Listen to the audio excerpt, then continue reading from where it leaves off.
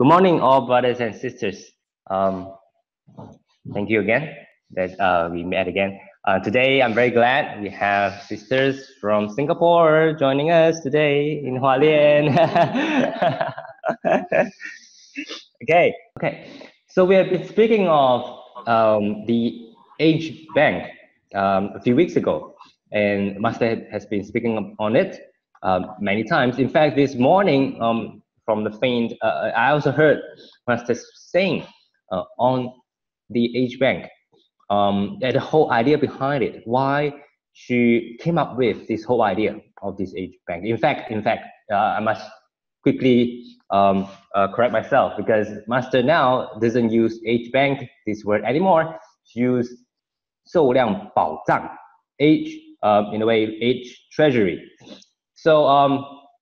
So please don't go around saying that no, Tzu Chi open a bank, and please don't do that because that's going to make a lot of misunderstandings.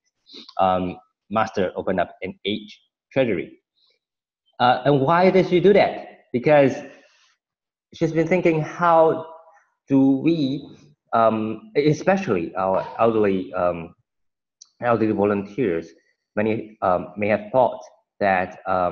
Or elderly generation in general, many may have thought that I'm already 60, I'm already 70. It's time for leisure. It's time to play with my grandson, granddaughter, or it's my time to don't work anymore, so I can enjoy my time. So Master say this morning, which was I think was quite a powerful way to say. She say nowadays people end their age early themselves. When we give up on our own elderly age, when we say that I'm going to relax, I'm going to play, I'm going to enjoy my last few years of my life, then in that way, we have actually let go. We have already, not let go, I think we kind of let it away, the time that we have left. So we kind of shorten our own life by ourselves when we don't treasure our time, when we stop to being diligent.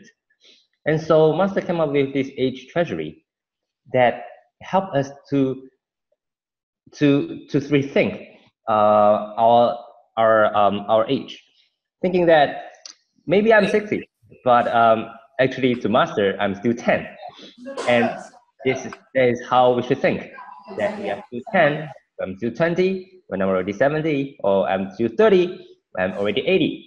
Master herself is 30 something, and so we could see how Master is still strong and active, and like at the peak of her performance, almost like a 30 years old young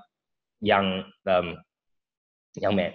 So really amazing, this kind of thought. And in fact, I could really see how such an effect is rippling through our volunteers, how our volunteers that 70, 80, 90 years old, are feeling so active and energized that we're young again.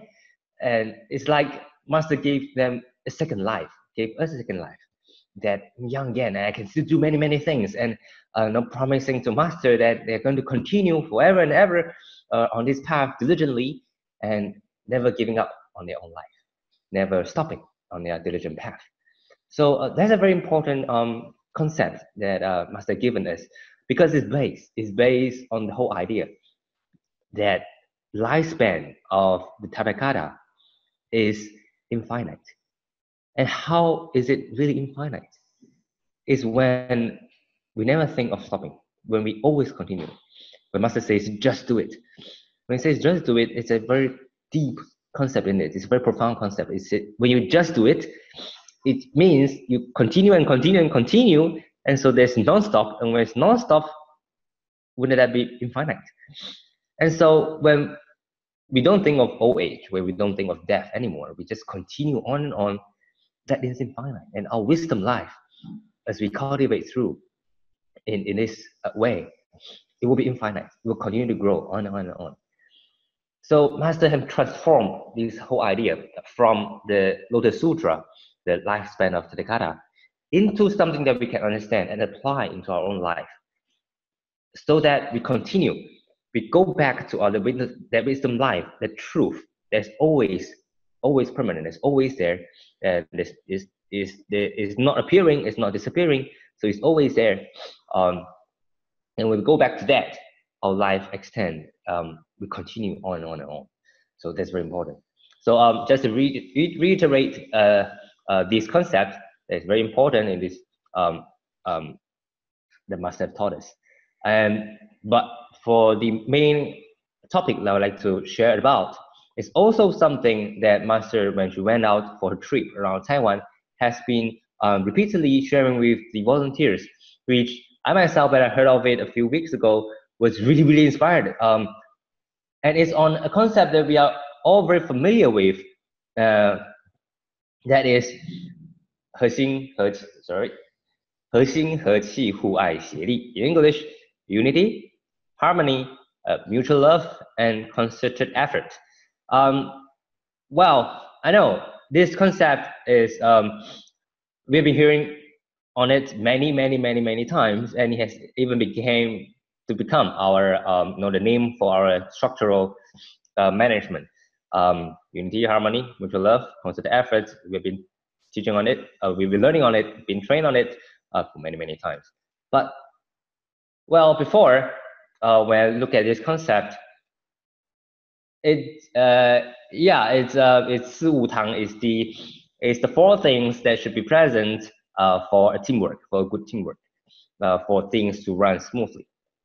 So I kind of just have the idea, and then it always goes in a sequence of 核心和气互爱协力. That so the logic will go something like when we are when we have the unified concept, unified direction. When we have the same direction, it's like Master's heart as our heart, Buddha's mission, Buddha's heart as our heart, Master's mission as our mission. It's like we're in the same direction. And when we are in the same direction, that means unity. And then when we have the same direction, we'll be working together harmoniously. And then when we work harmoniously, we will have mutual love for each other. And then only in this way, then can we have concerted efforts together to work together. So the logic before has been something like this, where the first step is to 核心, so which also kind of became the hierarchy of our structure, that 核心 is the top, and then 和气, then 互爱 and 协力. But what I really want to reiterate is that that's not what Master meant, really. So Master has been using a few ways to talk about it. That we have been hearing on how 核心 is 传承, is the main role of a 核心 is to pass down to the spirit, and then the harmony team is the bridge the spirit to the action, to the 宗门, to the actual works. And then the mutual love team is the passageway that passes this spirit through to the community. And then concert effort team is the one that will bring everyone together to carry out the actual charity works or medical work or all the missional works. So again, it's kind of in this concept that we have been hearing, that that kind of the 核心 is the one that's that truly matches Master's heart, and then those are the people that pass down the spirits and so on and so forth. And then slowly from 和气 that does the organizing, 互爱 that does the coordinating, and then 协力 that does the inviting volunteers to come together. We can't always say it's a concept. And then we also think of it as a tree, where the unity group is the root, and then 和气 is the stem, and 互爱 is the thicker, the sticks, the branches, and then the 协力 is the leaf. Of course, Master also say in a different way, where the leaf is the one that gathers strength, gathers power, gathers sunlight, and transform it into nourishment into the tree. And so, so in that way, Master also says that everyone is a 协力. So don't think that I'm a 核心组长 or a 互爱组长, or I'm a 核心 Zhu Yuan. And so I don't have to go into the crowd. I don't have to do the actual works, because the actual groundwork is the leaves, is the where we get the nourishment from the sunlight, from the purest sunlight. And so from here we already see that actually what Master Man is something very different. And a few weeks ago, Master spoke of it in a totally different way, which really inspired me a lot, to flip it all around by saying that we have to first have concerted effort. And when we have concerted effort, plus mutual love, and then plus harmony, and what can be seen will be unity. So it really it turns the whole hierarchy upside down. In fact, it has never been up and down, but it's a totally different way to look at it. That the first step is concerted effort, is working together, and that's how we have came together, right? Is it we came together. We all have different strengths, but we knew of Tzu Chi, so we came together, hoping to also contribute our own goodness. And so we came together to have a concerted effort. And then when we gather, we start to know each other, and so mutual love, and then working together in a way that we know our roles, harmony, and then and when everything works in that way, when everyone works together, contributing our strength, and then loving each other, and then working very harmoniously, how we call this kind of team? We would say they are really unity. They are really unified. This is unity team. This group of people really has the same heart. We really have the same direction. So unity is something that kind of comes naturally when we have accomplished the first three: concerted effort, mutual love, and harmony. And then naturally, what can be seen is unity. I want to elaborate this with the idea of so actually, well, before we can't always think of it in this way, in this way, but well, sometimes this way, sometimes this way. Well, this is the way that must have been taken. So really, no matter how we turn around, Master's idea is the same always. That in fact, there has never been top-down relationship between our volunteers. We are all the same. In fact, all sentient beings the same. All sentient beings has the Buddha nature. So there has never been these kind of differences. So all these four concepts, it should have been a combined thing, that everyone has concerted effort, that everyone has mutual love, that everyone has harmony, and everyone has unity. So it's a together thing. That we all have this feeling, this help for each other. Let me use arrows to try to illustrate what I think or what this idea means. So we are different. Master Zhou say, 此际美在参差不齐. We are very different. We could be the green color ones, big and strong, big, able to do many things. Or we may be the orange one, a slightly smaller strength, but goes a long way. Or maybe we are red color ones, we can spread wide, yeah, covering a big space. Well, we all have different strengths, different kind of colors, as in different kind of strength in a way, and different kind of reach, different kind of affinities. So we are different. But how have we came together? We came together when we all realized of this one direction that Master uses her own action, has showed us that giving love, that charity, that loving each other, the whole world, loving all sentient beings is really the right direction, and how we really hope to also join in this concerted effort to work in this mission. And so we have came together, pointing towards the same direction, putting our strength into good use, in this effort. So well, in this stage, we came together and then trying to help as much as we can. Maybe we are not so familiar with Tzu Chi yet, but we are agreeable. We recognize, and we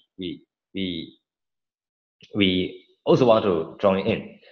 So this is the stage where we first began, and then with mutual love, that is our community actions. That will our community 联谊, the activities, our group activities, group sharings, that brings us closer together. That brings us to know, someone lives, a few streets down is someone, and know his strength is something that is, he has a kid, he has how many kids, and what kind of family situation he's facing, or what is his strength, what he's really good at, what I can learn from him. We start to know about each other, and we start to help each other. When someone is in a more difficult situation, maybe in a family or in a work or in their family relationship, we start to know each other, and we can actually help. We can actually help like a family, helping each other. And this keeps us together, although we are still different in our strengths. But at least we're together. We get closer together, and our strengths start to merge. And then we have harmony, where where we start to know where we can place our strength at, where we start to have a structure, where we start to know that, this person is very good with activities. He can really, be a good MC, really speaks very well, can be there, to activate everyone's passions to do something. So that's having to do the activity. And then I'm very good with cooking, and so I'll be at the back to help, support, to cook for everyone. And then I'm very good with photography, and so I also find my locations to help. So everyone's strength, they find their own location, they found their own place, and then in this big group, and then everyone rejoice in everyone else's work. We encourage, we give praises to people that, wow, you're really so good, you cook so well. I really always look forward to eating the meal that you cook, and things like that. So we always praise each other, which our own roles as well, and then in this considered effort. And then when we are able to do this, what it seems will be unity. It will look like unity when we are really working together, and then everyone's mutual love, and then consider effort. That's unity. And so so I think in this way, it really transformed my thinking that Tzu Chi's organization is a group. It's a group of practitioners where we really start from the ground, where we are all the same. We are where we are here to help each other, to also to accompany each other to work the Bodhisattva's path. And then slowly, as we are working together, we start to let go of the different habitual tendencies, the stubbornness that is kind of represented by the colors, which we originally had. But as we work together harmoniously with mutual love, those things start to evade. We start to let go of the self, of the stubbornness, of our own past thinkings, or our own habitual tendencies, our emotions, our ego. We all start to let go of all those things. And then we start to become very similar in our spiritual ways. That when even without wearing our uniform, when we go out, people will say that, are you a Tzu Chi people? Are you a Tzu Chi volunteer? And I'm like, which part of me make you think I'm a Tzu Chi people? But when I'm not wearing any uniform, or I'm not even wearing the Buddha's beads, but somehow people can tell that you feel like a Tzu Chi volunteer. And that's the kind of thing that we start to get very similar on when we have the kind of same spiritual sentiments, this kind of feeling. And then as we work together, we become one. We become one single concerted effort. And so this is what I think how the structure should really be. That as we take up the roles in our volunteer groups, they are just functional roles. They do not carry any. They do not carry any how to say, up and down, or that I have to listen to you because you are up there. Not at all. It shouldn't be that way. Um, uh, it should be more like we listen. We listen because your virtue, because you have been close to master for a longer time, and really all your speech, the action, your work, are makes me feel like it's master being present. Makes me feel like this is what master have taught us, and you have done it, and I want to learn from you too. I want to follow your path.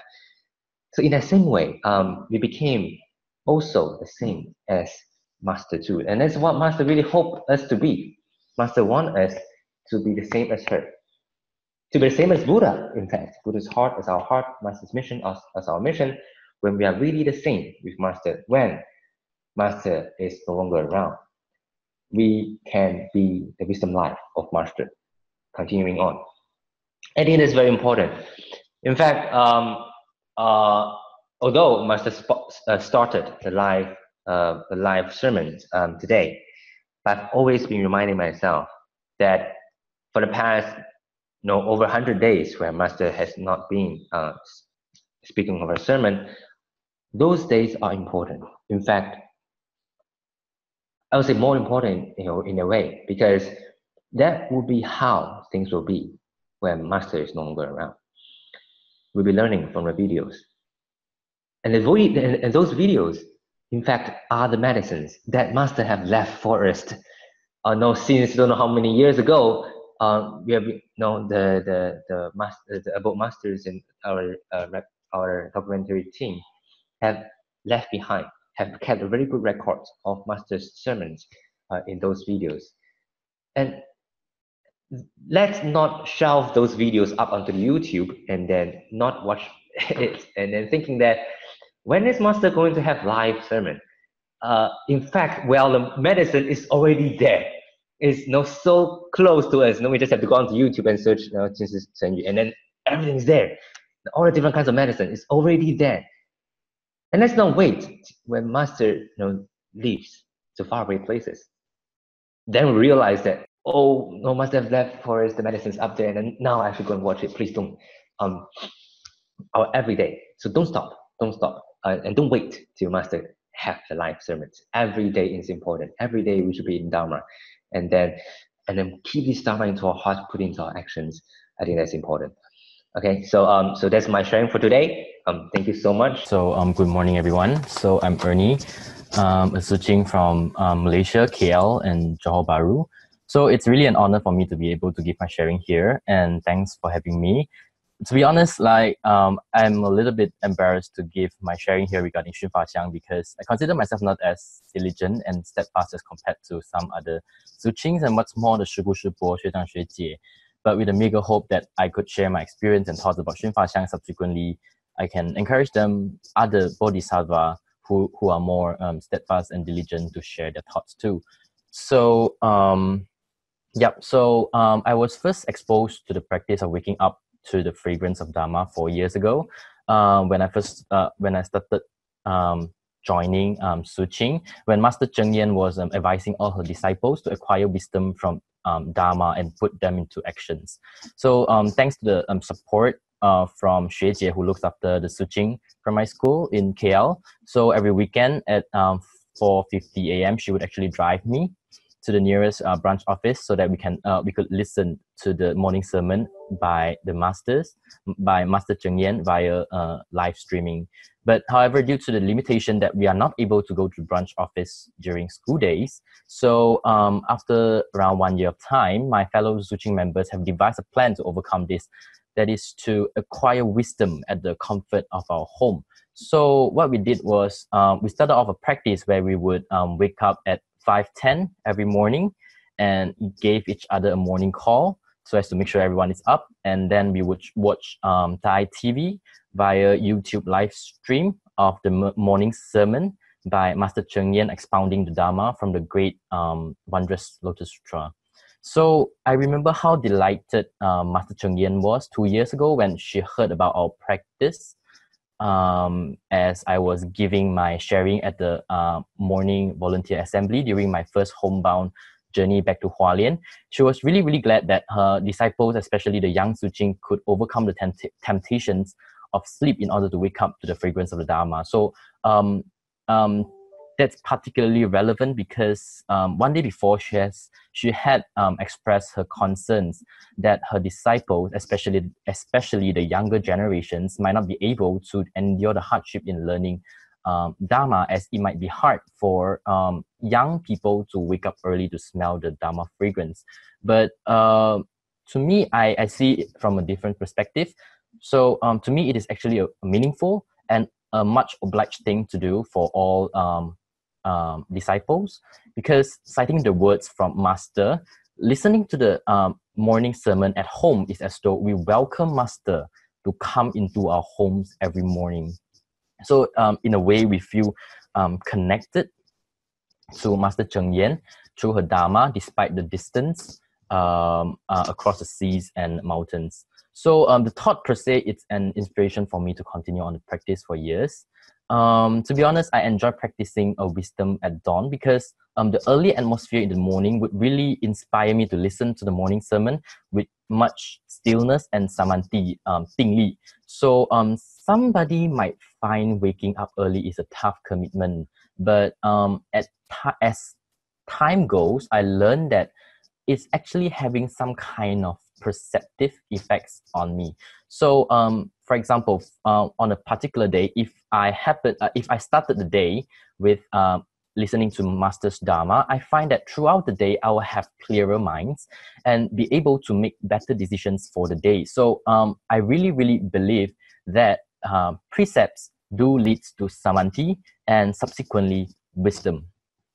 But regretfully, I admit that not every phrase that I heard from Master teaching every morning would stick to my consciousness all the time, but as the Dharma would still leak away from me. So, but what is so surreal and inexplicable is that whenever I am faced with circumstances that are hard for me to come by, one of the ways for me to solve the problem is to fall back upon Jing aphorism. And inexplicably, when I read those Jing aphorism line, those phrases would like dawn upon me like an aha moment. So it is as though that I've learned about these words of wisdom before.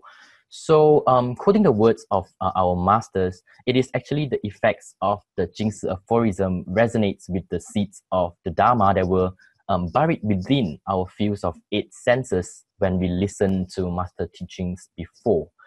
And now, with the support of the Xuezhang from Taiwan and other Sugu Shupo from Malaysia, we have established an advocate groups, namely the Malaysian Tzu Chi Wisdom at Dawn advocate group, to encourage more Malaysian Tzu Chi to join us in learning Dharma through Wisdom at Dawn. Many had made a learning aspiration during the Tzu Chi conference and camp last year, as Master Cheng Yen had given us, each of us, a book of Sutra of Infinite Meanings, which is a copy of her early days handscript, to encourage us to learn Dharma through Sutra teaching. So with hope that I would continue on this practice of wisdom at dawn as far as time and conditions allowed, and I would strongly encourage everyone to join us in this proactive Dharma learning move. So that's all for my sharing today. Thank you for your time. Okay, thank you, Brother Ernie. I'm so glad to see someone is closer to my age in this group. And thank you for joining us. And I'm very happy too to see the Malaysian teachings joining this rank. In fact, like 4 years ago, it's like amazing. They've been doing it already, and that's great. And that's really great. And really, as youngsters, we have a mission, learning the Dharma, passing down the Dharma, because the wisdom life, it is on us to continue. And Of course, same to the Siku as well, but for us even more, because we will have longer time over here. And so when we can pass down, we will be able to pass down further. And so that is our mission, passing down.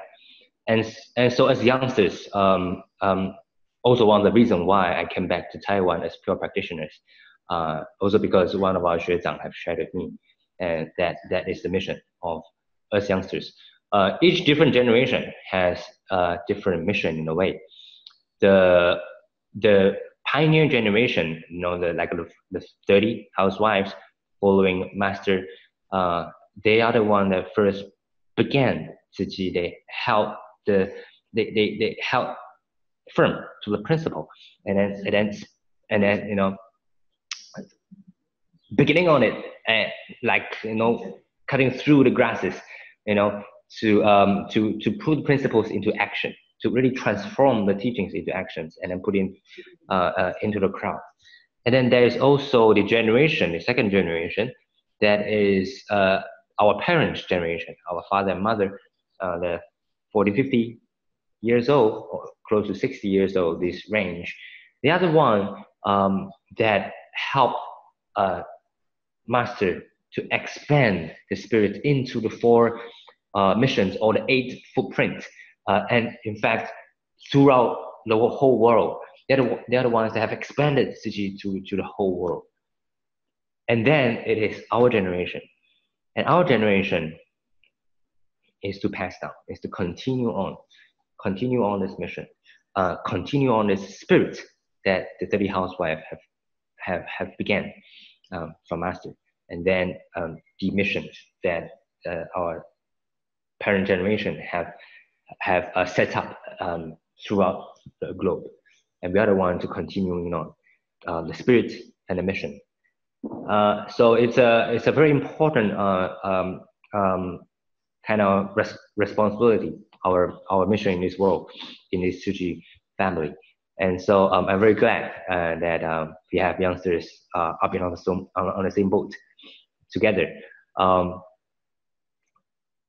Learning the Dharma, I think, I also hope to remind that let's not take it like an academic thinking, like a philosophy. I'm reminding this to myself, that always try to transform the teaching that we have learned into something that we can apply to our life. And only when we do that, we'll be able to share the teaching with more and more youngsters, to let them realize that actually Buddhism and the teaching Master has given us is very useful to our life. Like what you say, Jing's aphorism, something that could help us to go through difficulties when we have emotions. How do we actually let go the emotions? And one of the words that have helped ourselves, and then we use our own stories to help other people too. And so this reapplication of the teaching into our life is something that's important. Transform it. And don't worry, because Dharma is very wide and bound. It don't have to restrict it to just the wording, the actual wordings of what Master said before. Be creative, be open, be adventurous to rethink what Master is saying. Why Master say this? And why the heaven and hell? Why retributions? How does these things work? And how is it applicable to our Tzu Chi's work, or our Tzu Chi's structure, or the way we work together, or how we do charity works? How do we apply it to our own activities? How do we apply the lifespan of Tathagata, this whole chapter? Speaking of the Buddha's life is infinite. Buddha's life is infinite. It's awesome, but so how is it useful to our life? So always try to question ourselves. Always try to think further. What is the meaning behind? What is the implication behind each of the chapter, each of the teachings? And when you realize that, this is so useful, and wow, the aha moment when we actually realize it by ourselves, then the teachings becomes our own. It's no longer Master's teaching. It's ours too. And then Master's mission as our mission, it becomes the same, and we will continue on. I think this is an important concept too. So yeah, together. Thank you so much, Brother Ernie. I spoke too much.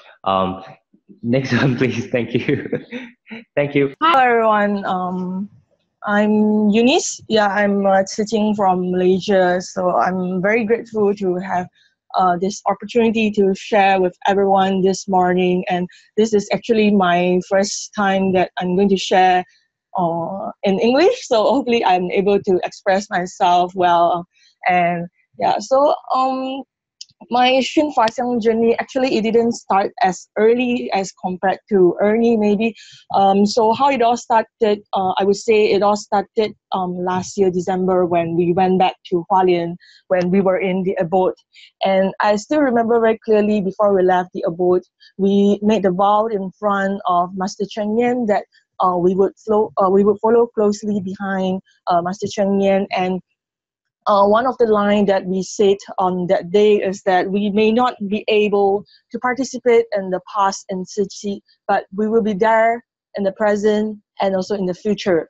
So this is one of the line and one of the moment that I always remember, and I always want to remind myself about this vow that we have together made to Master Cheng. So after I'm back in Malaysia, I've been thinking, what should I do? What can I do to encourage more teaching, and also myself, even I myself, I need a way to motivate each other. It's like so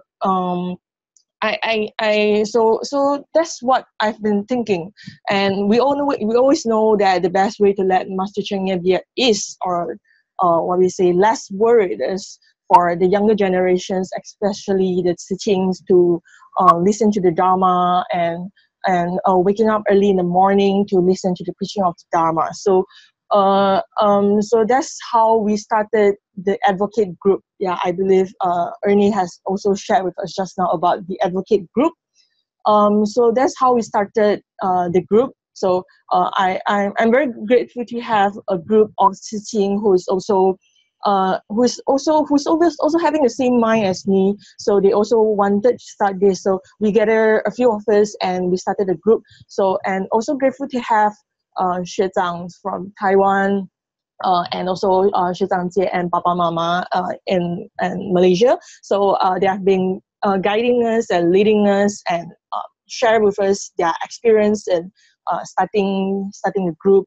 And so we started that in January this year, and currently we are having around 54 participants in the group, and currently we are revising the old Wisdom at Dawn episodes. And so of course I believe everyone will face challenges along the way, and one of the challenges I would say that I've met during my journey is that I personally, I'm battling with my sleepiness every day, every morning. So it's quite tough for me, I would say, because although I really miss the time when I was in the abode where I would be able to wake up early and also listening to the Dharma, but it's very hard to do that at home because of a lot of other commitments, and also I would say it's really a challenge for me. So I used to be very embarrassed by it because I thought that because I'm the one, maybe I encourage a lot of people to do that, but even I myself I couldn't do that every day. So I used to be very embarrassed by it, but then I slowly realized that it's not so much about myself, although I will have to strive hard to overcome this as well. So putting aside this, so I really, my mission really is to unite the other teachings and to motivate more teachings to join me in this journey, even not every day, but even 1 day or 2 days in a week. So it's a great exposure for the teaching as well. So so I will always remind myself that it's not about whether or not I'm able to achieve waking up early every day, but to encourage more youngsters to join us in this journey, so that we will become a motivating power for each others. Because in this journey, we are not alone. We always need each other to support us and give us motivation, so that we will be able to continue, and so that we can really apply master teachings and in anything that we face in our life.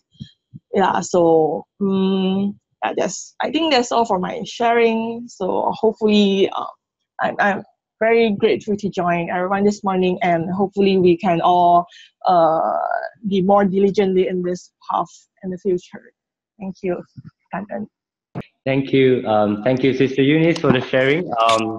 Everyone over here are very impressed. Like, wow, the youngsters are amazing, and Malaysian teaching, you are great. You are really, really great. Keep up the good work, and really kind to all of you.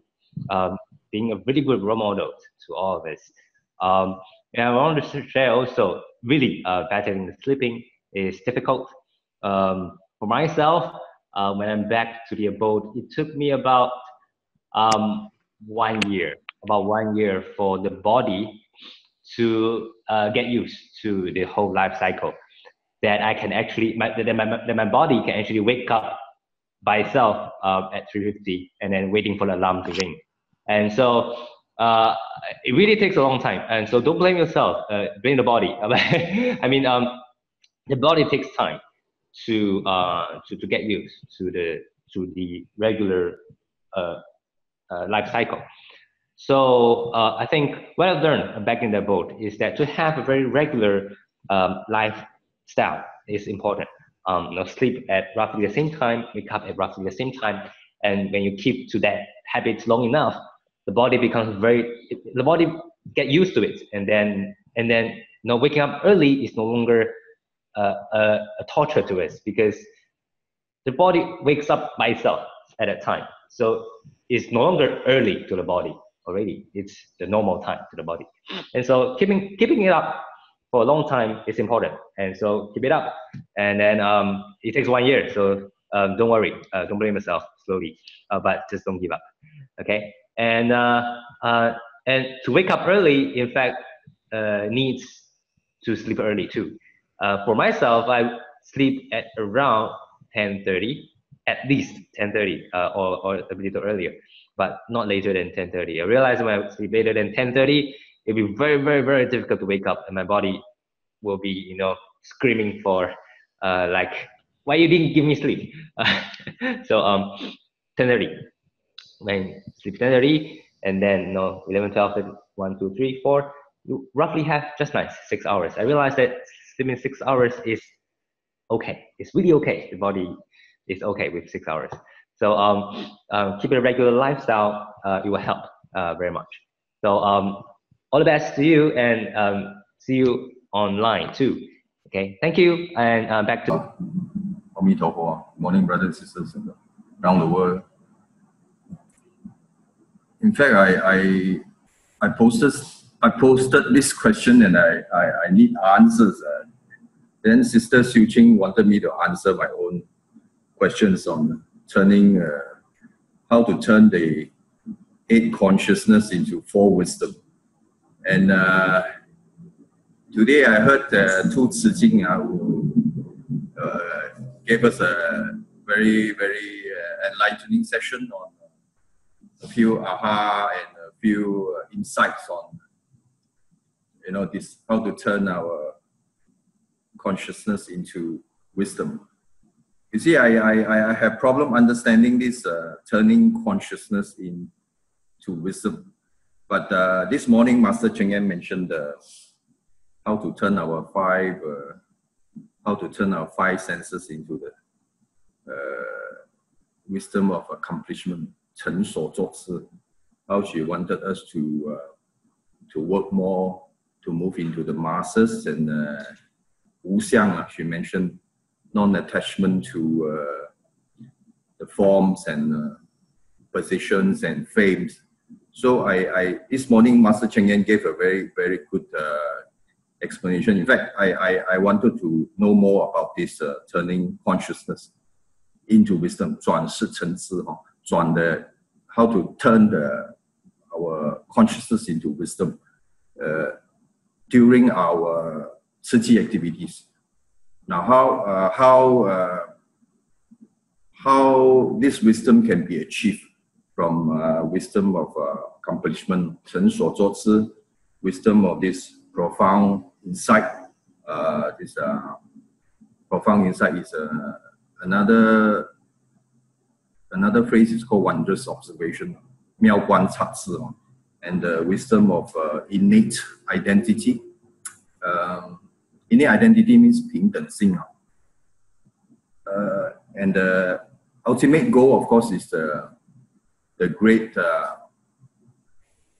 perfect mirror, 大圆镜智. That is, I think my limited understanding, 大圆镜智 is our ultimate goal for all Tzu Chi brothers and sisters, for all the Bodhisattvas, because if we use consciousness, if we use consciousness, for example, we use 5 senses, 6, 7 senses, all the senses to do things in dealing with people, matters, or objects. 人事物, the PMO, people, matters, and objects. We will have problems. We will have challenges, and a lot of challenges. For example, like getting up early in the morning after 100 days missing in action. For myself, I struggle. I struggle to wake up this morning 4:30, but knowing that we need to turn our consciousness into wisdom, and we need to achieve this wisdom of accomplishment, the deeds, the thoughts. So how to turn this sleepiness, for example, attached to when we are attached to the body, we think that our body needs 8 hours of sleep. Certain scientists and certain experts will tell you that people like us, young men, we need 7 to 8 hours. But it's very reassuring to hear from Brother Yu Ping just now. He says 6 hours is sufficient. 6 hours is, in fact, for me, it's just 5. 5 hours is maybe because I'm an old man, yeah. Like Master Cheng said this morning, like this, 4 years old. But the 4 years old Master Cheng referred was our brother deposited twice 50 years into the age bag. So myself only deposited once. So I find that this topic of turning consciousness and into wisdom is a bit challenging for me. And then how sometimes Master will mention how to turn this turn into wisdom. How she relate to the Nimala Kaya, the Huashen, and how Sambhuga Gaya, the Baoshen, and then the ultimate is the Dhammakaya, Fasen.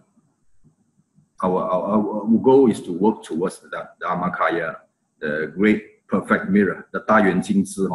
So now I would like to pass this question back to Brother Yu Ping to help enlighten us on this 转世成智, how to 转这个八世 8 consciousness into the 4 wisdom. What is the Master's real teaching, the real intention of turning, how to turn while doing Tzu Chi activities of Ganan everyone. Thank you, Brother Jeff. Okay, let me try my best. My understanding of the 转世成智, turning the consciousness into wisdom, is in this way. So Master say in that we all have 9 consciousness in our consciousness, right? The first 5 is the yin or bi, se, sen, right? And then so those are the 5 senses. So these five senses, what do we use it for? We use it to interact with the world.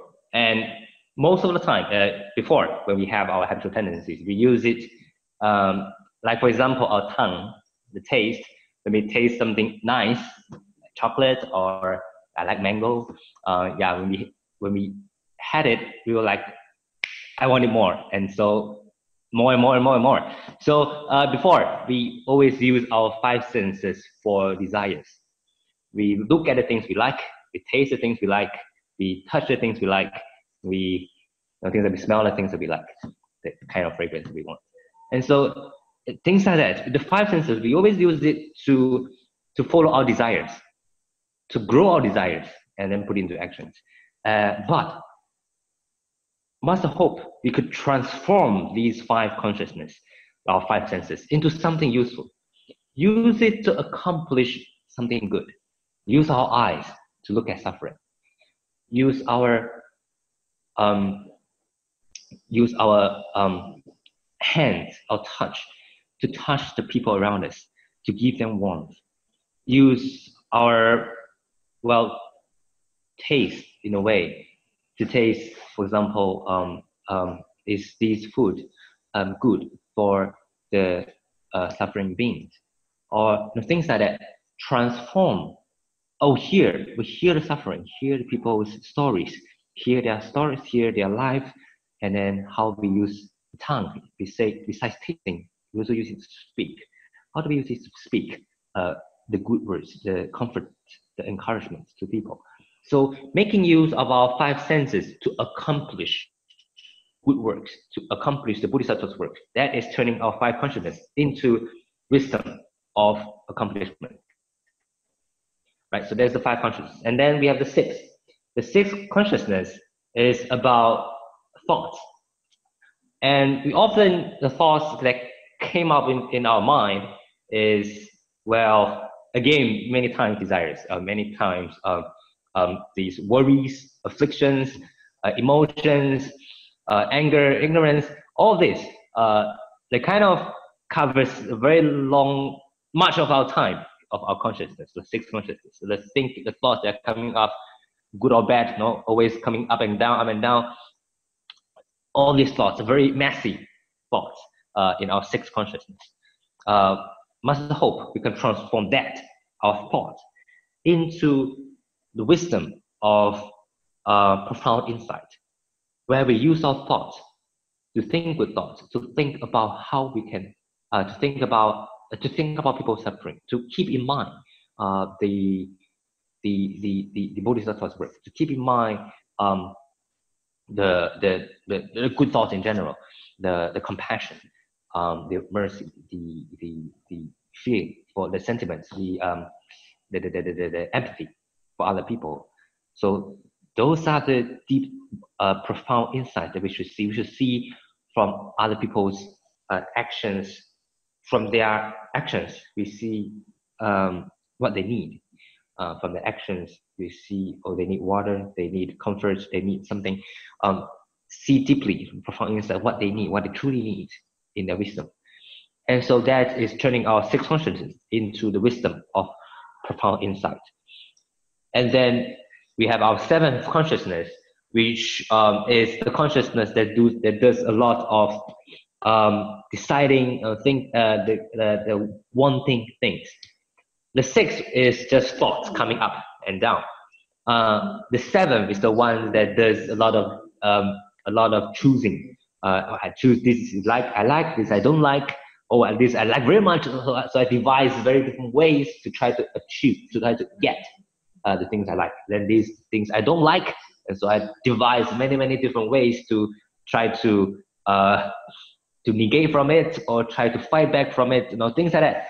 Our seventh consciousness before has always been used to do a lot of getting things and fighting things, emotional stuff, and then try to devise ways to pull the people down or devise way to scold the people.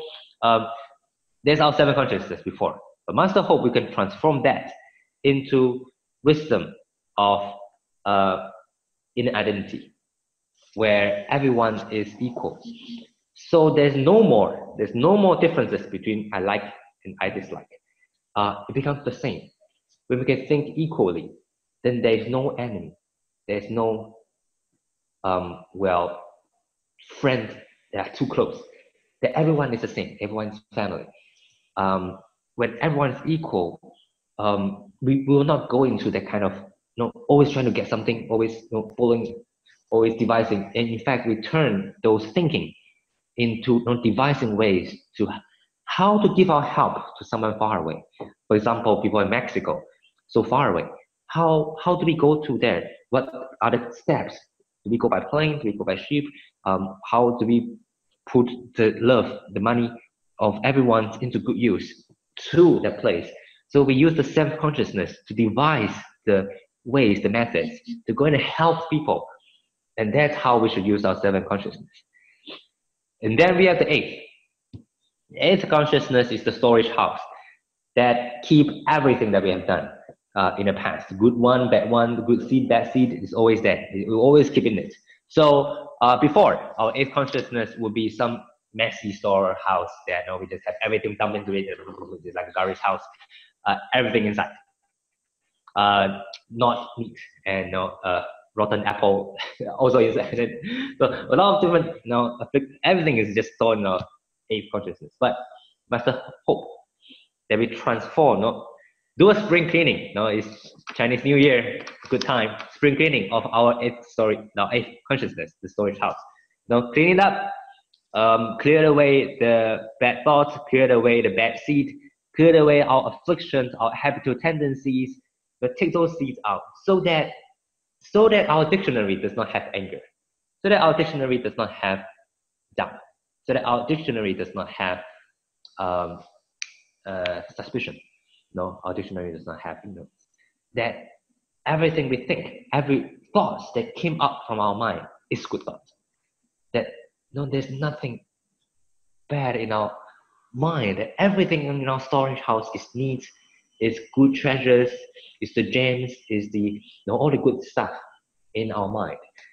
So that it's like the great brown mirror, seeing things as it is, the truth. Seeing things like a mirror, very clean of dirt, very clean of fogs, clear of smokes and dust. Very clean mirror that sees things clearly, sees things truly. There's no longer my stereotypical thoughts of stuff. There's no stereotypical thoughts of things. We see things as it is, as truth, like a mirror. And so that's why the great brown mirror, seeing things truly. When our eighth consciousness is clear and clean, we see things clearly as truth. And so that's how we should turn our eighth consciousness into the wisdom of great round mirror. So that's my own understanding and how I interpret these thinkings. I hope it's helpful. Thank you, Father Jay.